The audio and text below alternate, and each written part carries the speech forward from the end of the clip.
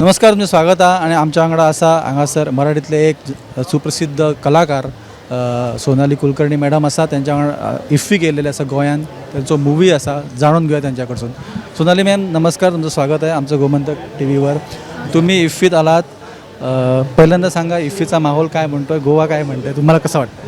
नाही, नेहमीच गोवामध्ये यायला आनंद होतो, पण जेव्हा सिनेमासाठी येण्याची संधी मिळते तेव्हा आनंद द्विगुणित होतो. आणि यंदा 55th IFFI international film festival of India याच्यासाठी येण्याची संधी मिळाली आहे. आणि कारण अत्यंत विशेष आहे, आमचा सिनेमा रावसाहेब हा इथे याचा वर्ल्ड प्रीमियर होणार आहे. आणि गंमत अशी आहे की या सिनेमाला इंटरनॅशनल कॉम्पिटिशनमध्ये सिलेक्शन झालं आहे.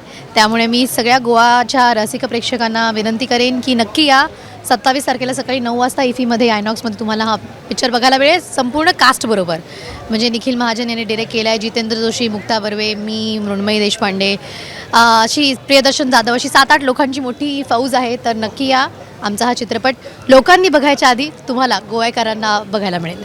मॅडम 55th इंटरनॅशनल इफ्फीमध्ये तुमचा प्रीमियर होतोय, त्याबद्दल तुमची फिलिंग्स, तुमचं काय?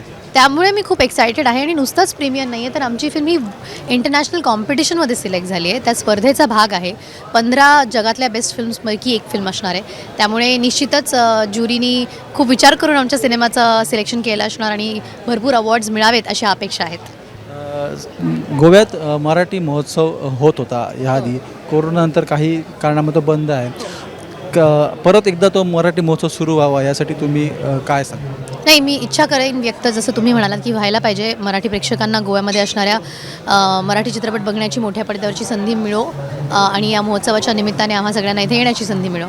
तुमच्या पिक्चरसाठी खूप खूप शुभेच्छा आणि नक्कीच तुम्हाला विनिंग अवॉर्ड मिळवणे ही आमची शुभेच्छा. धन्यवाद.